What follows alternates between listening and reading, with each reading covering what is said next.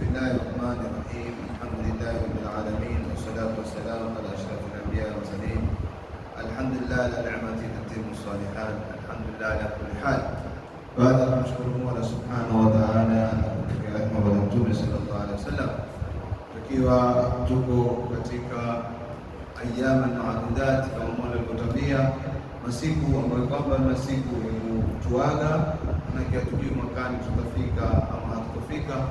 Tuko katika kushamaliza 10 la kwanza, tuko katika kuingia 10 la maghfira. Utaona mwezi umeandama jana, na hii ni dalili kwamba sisi ndio tupungua umri. Kila sikipita siku na umri wetu upungua. Inshallah Mwenyezi Mungu atatupa kila la kheri, na wale kwa wagonjwa Mwenyezi Mungu atawapa afya. Leo kwa munasaba wa maudhui yangu nimekatiza kiufupi, kwa sababu leo kuna munasaba ambayo kwamba kitarikhi imelingana na lazima tumueleze, na hutaka kumweleza leo kiufupi ni Sayyidatu Nisaa Quraish, nana wa wanawake wa Quraish.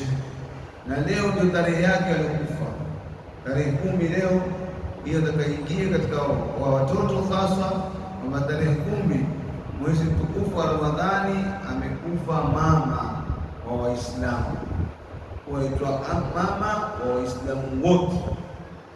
Na kwa nini? Kwa sababu yeye ndio Muislamu wa kwanza aliyosilimu duniani. Yeye Mtume alipotangaza Uislamu, mtu wa kwanza aliyosilimu si mwanamume bali ni wanawake, na katika mwanamke ni Nana Khadija binti Khuwailid sana. Huyo ndio nana wa Quraish, alikuwa ni mtu ana msimamo, na kwao ni watu wana elimu. Ukiangalia Waraka bin Nawfal, kuna binti Ruqayya, kuna Fatima katika ndugu zake na watoto wa ndugu zake, upande wa babake, upande huko pengine walikuwa wako ndugu zake, wanakuwa na ndugu karibu 4 5. Mmoja alikuwa ni si katika Uislamu, katika Uislamu, lakini wote walikuwa ni watu wasomi. Kwao ni baitul ilmi, nyumba ya elimu. Ndio kaona na yeye hakupata mtu aliyemuoa isipokuwa ni mahali pa elimu. Na Nana Khadija ni mwanamke ambaye kwamba yeye hakuwahi kulewa, hakuwahi kuabudu masanamu, hakuwahi kufanya ushirikina aina yote. Ndio vipi lazima iwe hivyo, sababu ndio aliolewa na Mtume Muhammad Sayyidul Alamin, wana wa viumbe zote, ndio akapatikana kizazi chema katika watoto wake wote. Na huyu katika wake zake zote, huyu ndio alomzalia Mtume sallallahu alaihi wasallam, wengine hawakumzalia. Katika watoto waliozaa 6 kwake yeye, mmoja kwa mara kutumtia, katika kizazi chake alibakia mmoja, ndio akaeneza kabila ya Mtume sallallahu alaihi wasallam, nao alibakia Nana Fatima Zahra. Kwa hivyo na mtume lingine daraja alikuwa nayo Mtume sallallahu alaihi wasallam, hakumuolea mke mwingine, sababu alikuwa ni mwanamke mwenye kumtumbuiza, mwenye kumfurahisha, mwenye kumsikiza, mwenye kumtii. Akawa mtume haoni nyumba nyingine isipokuwa nyumba ya Khadija. Alipokufa na Khadija, ndio mtume akaoa wale wake wengine wote walibakia mpaka mwisho kumalizia Ummul Mu'minina na Aisha. Wote ni katika Ummul Mu'minina, Ummahatul Mu'minina, wote ni mama zetu wake za mtume. Mtume alipokufa hafai kuolewa, ni mamako tawezaji kumuoa.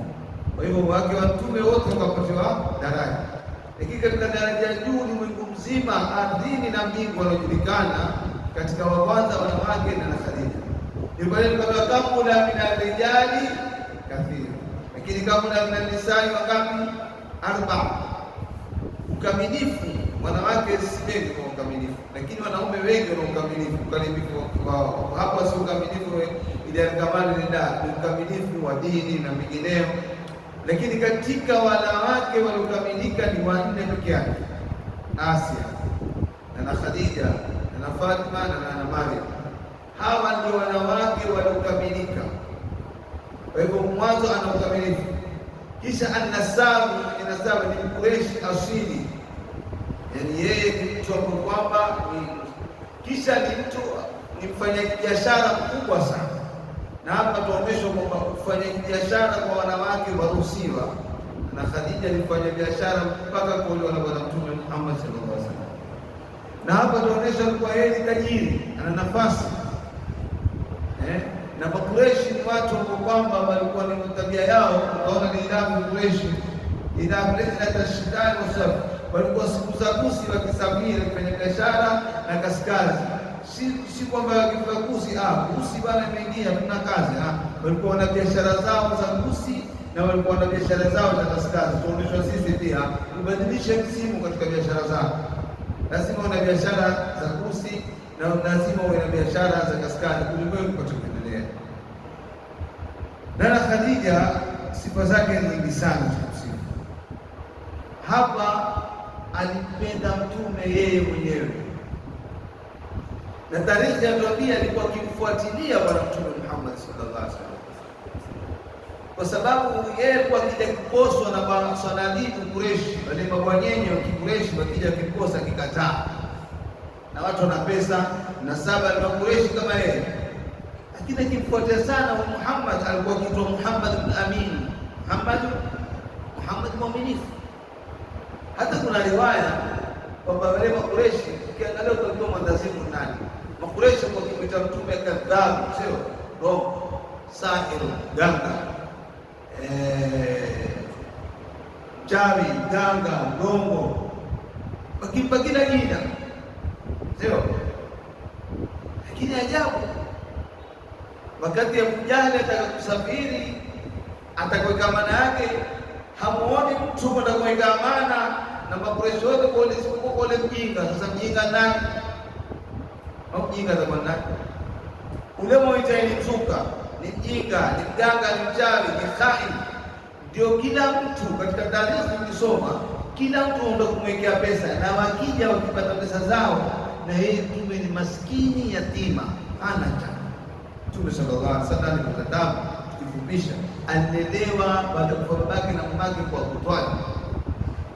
Abu Talib mwenyewe na watoto 10, hali taabani, na akamtukua na Mtume Muhammad sallallahu alaihi wasallam. Ndipo Mtume alipoona kwamba yeye atakula na Abu Talib, na kumbuka ni Mtume wa Mungu, akaona mimi nikae ningojee tonge, nikuja leo, hali uko wapi?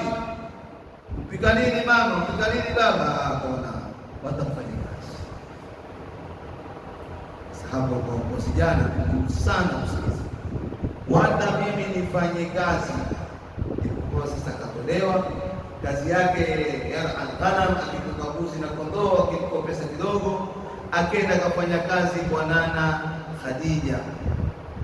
Akaenda akafanya kazi, akaandikwa kazi kwa mwanamke, na huyu ndio atakatumie Mtume shakhsia yake. Mtume sallallahu alaihi wasallam hakuwa mtume hivi, alikula ngumu. Kaanza kufanya kazi, akipata kazi kiangalia ngumu 10, alete zile pesa, hatuni yeye, ampa ami yake. Baba ami akitukua kwa biashara mara kwanza mara pili, lakini na Khadija alikuwa kistaajabu sana. Huyu bwana kila akenda akirudi kwenye biashara huja na ribhun adhimu, faida kubwa sana. Akamtuma leo maisha. Tukifupisha, hebu muangalie huyu ana nini huyu Muhammad.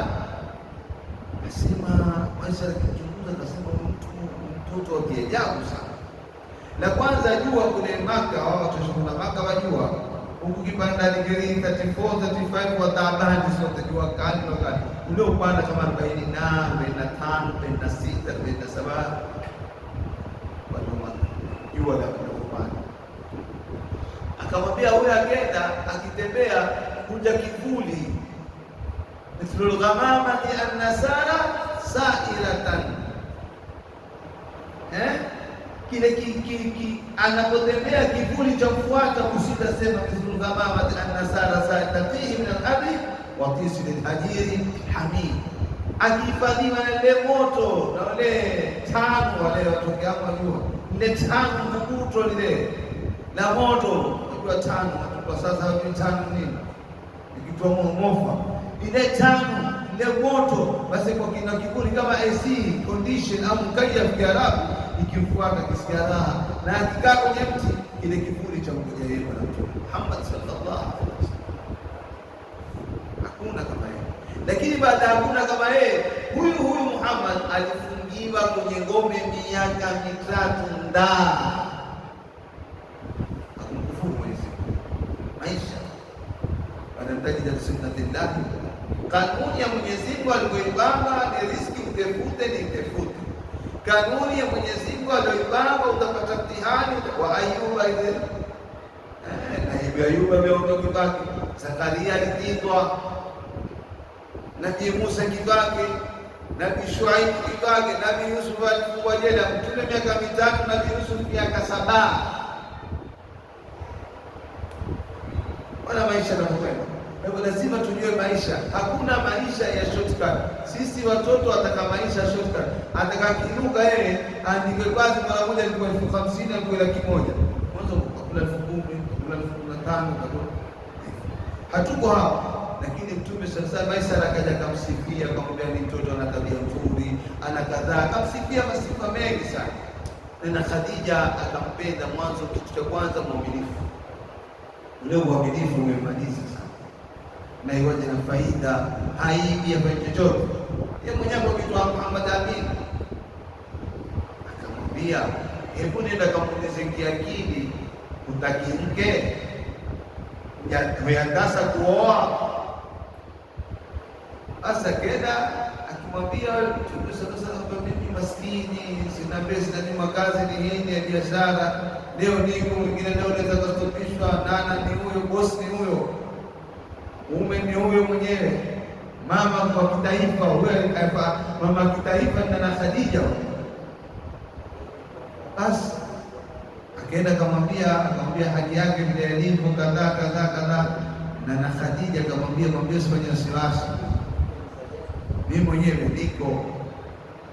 Kiufupi akaenda akimwambia, akastajabu sana kwamba bosi wake mtaka yeye, akawa hawezi kufanya jambo mpaka alipeleke kwa ami yake, maana ndio babake.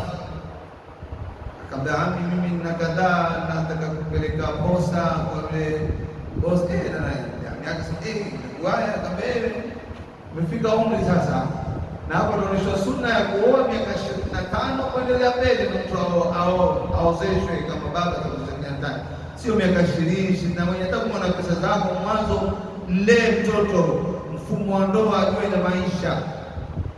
Hata kama una pesa zako, usimuoneshe pesa zako, muoneshe apate pesa, atafute pesa zake, ajue maisha.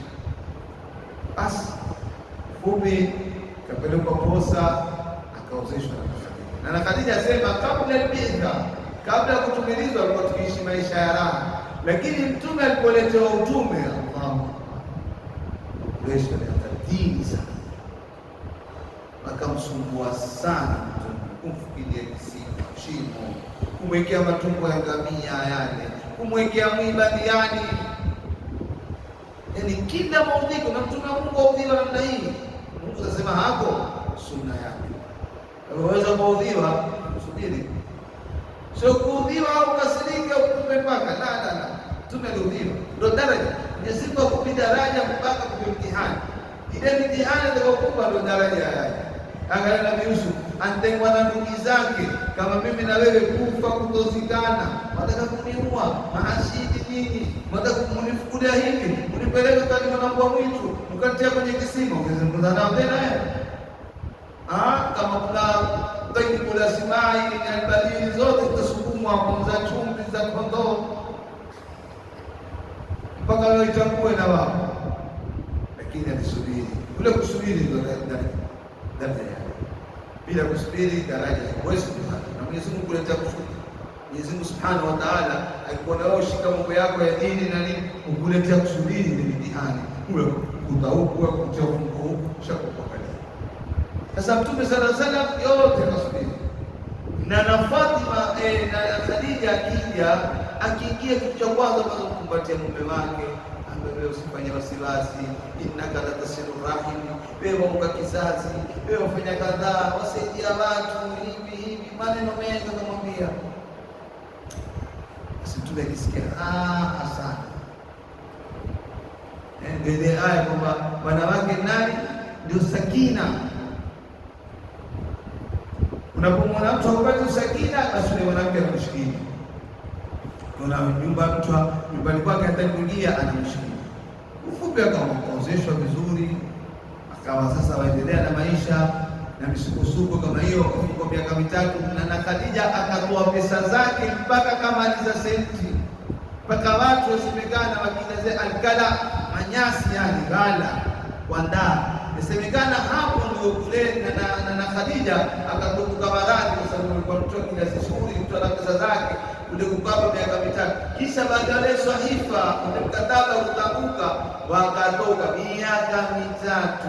Wewe utakaomba ndoa yako leo ijibiwe leo, ikiwa mtume wa Mungu miaka mitatu, mpaka baada ya miaka mitatu akatoka kwenye shida ya kitwali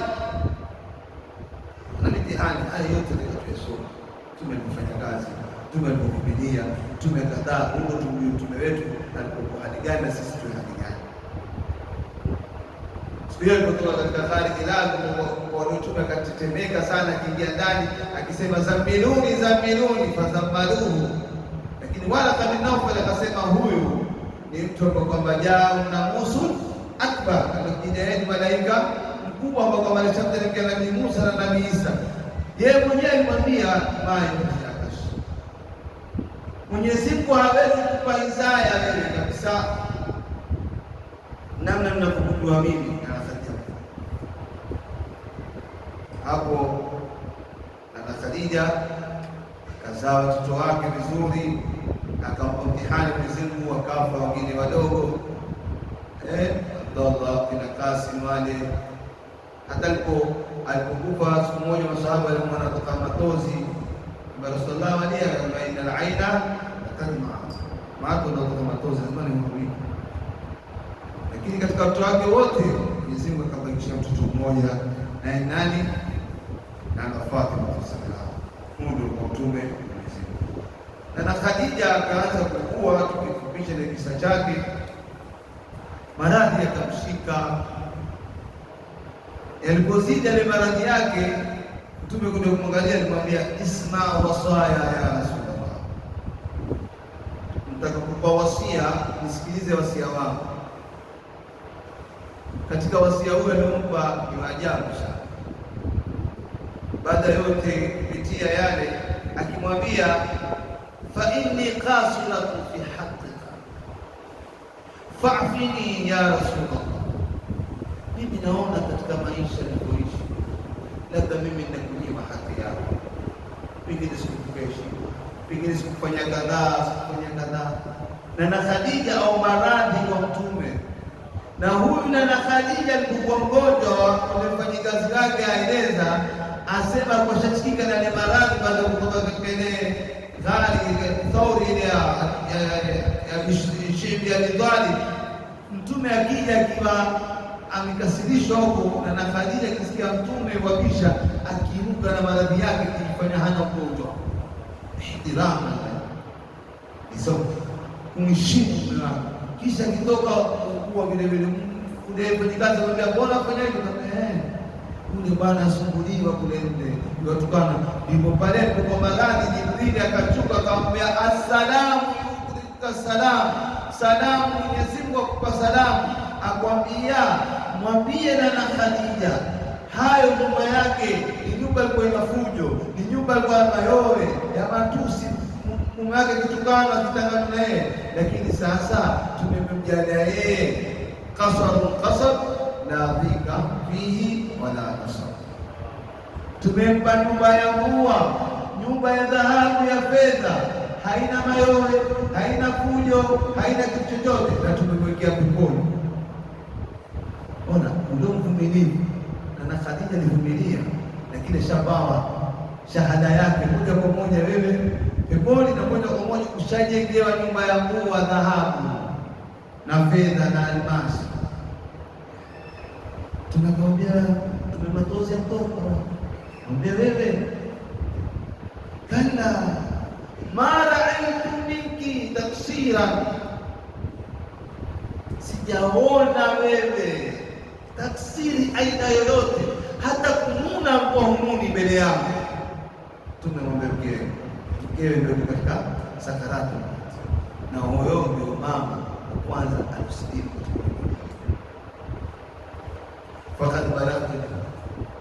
Wewe umepata taabu, umepata dhiki na umepata taabu ulangu mimi Mtume Muhammad sallallahu alaihi wasallam. La hasha, Khadija kwamba sikupata taabu, bali kwa kisikia raha. Kisha wasia vile akamwambia, akamshiria Fatima Zahra, fa innaha yatimatun gharibatun, huyu ni yatima na huyo mtoto pekee yake alibakia, basi na fala yudhiha ahadun, asiudhiwe na mtu yoyote huyo. Manake mimi naudhiwa na wewe waudhiwa, basi na wewe naye mtoto wako mlinde.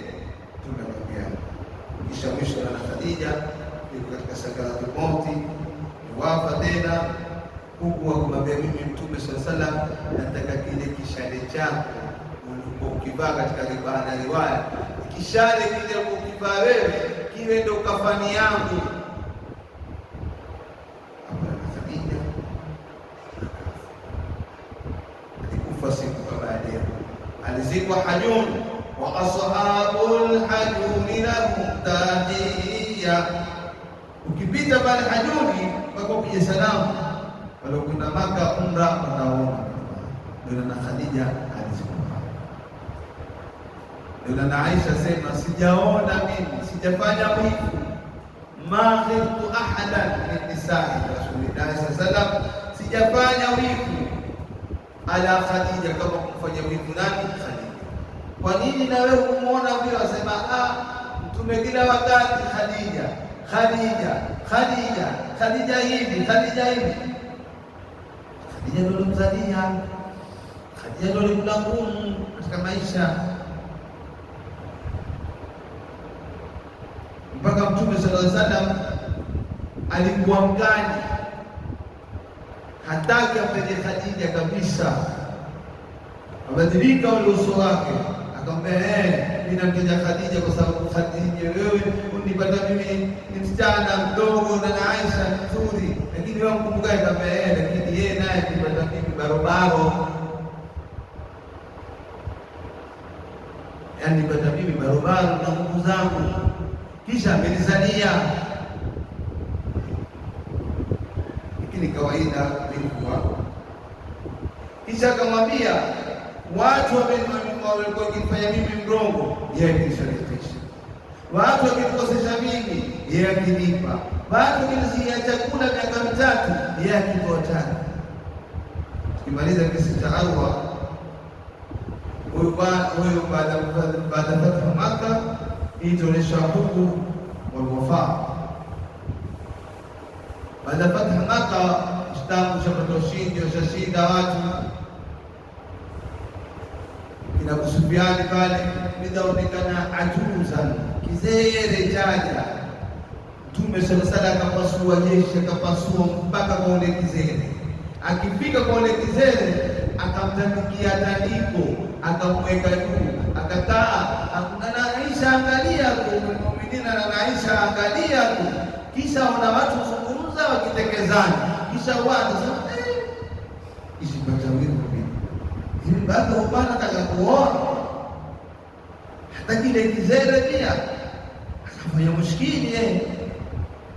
Basi pale kuona vile hakuweza na Aisha, na hapo kwa fathu Maka tunaliwata watu wote wakaenda kwa yule. Kifika pale akiuliza kama huyu bwana nani? Sahiba Khadija, ilikuwa rafiki yake Khadija. Baada Mtume yuko fathu Maka, mkumbukana na kwa yeye mwanzo kwa zile hauli, kila mwaka kwa kitindangamia akiwagawanyia rafiki zake Khadija, kimkumbuka kile ule mwaka alokufa kama tarehe ya leo, akitinda akiwagawanyia wale atamsahau tena. Huyo peke yake ndio alimwekea haula kikumbuka, yani alifanya sio wakati wake, lakini darasa yake ni ndefu kumweleza na Khadija. Wanawake watakawaige sana, mama zetu, dada zetu waige sana na Khadija, wawe kama Khadija, na sisi wanaume tuwe kama Mtume. Hatuwezekani wao wakawa makureni aini, sisi tukawa wakorofi, wao wakiwa kama na Khadija na sisi tubadilike, tuwe wazuri, tuwe tuna rehema, tuwasikitikie.